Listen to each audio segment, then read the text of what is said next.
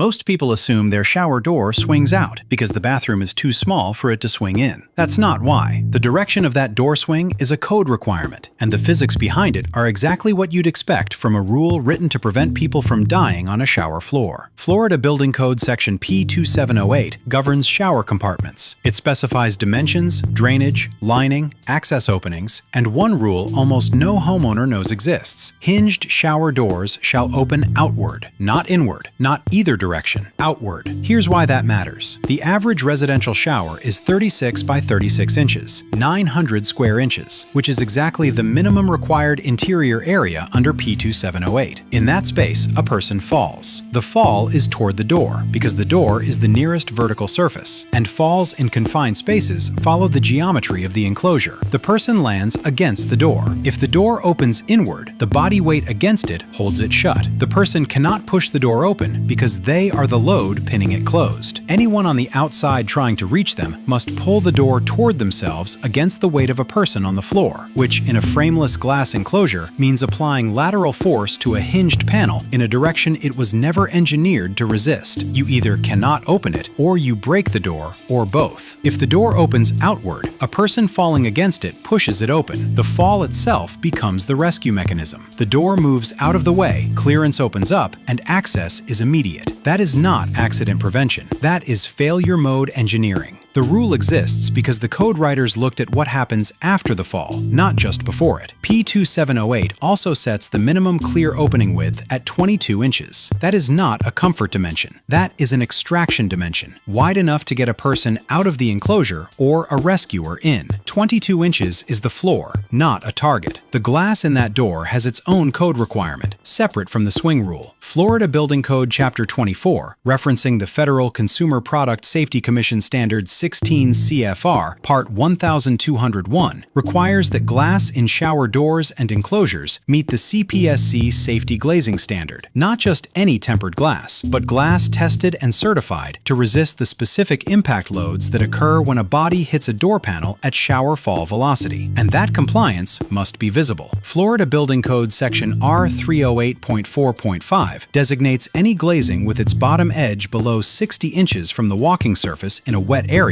as a hazardous location. Every pane in a hazardous location must carry a permanent manufacturer's designation: acid-etched, sandblasted, ceramic-fired, laser-etched, or embossed into the glass itself. The designation identifies the manufacturer and the standard the glass meets. It cannot be removed without destroying the pane. An inspector cannot verify that the glass in a shower door is code compliant without that stamp. If the glass is unmarked, it fails inspection regardless of what the installer says about the product. The complete picture of P2708 is a compartment with 900 square inches of interior area, a minimum dimension of 30 inches in any direction, 70 inches of clear height above the drain, a 22-inch access opening, an outward swinging door if hinged, and glass that is permanently marked with its certification. Every element on that list is a code requirement. None of them are suggestions. None of them are aesthetic choices.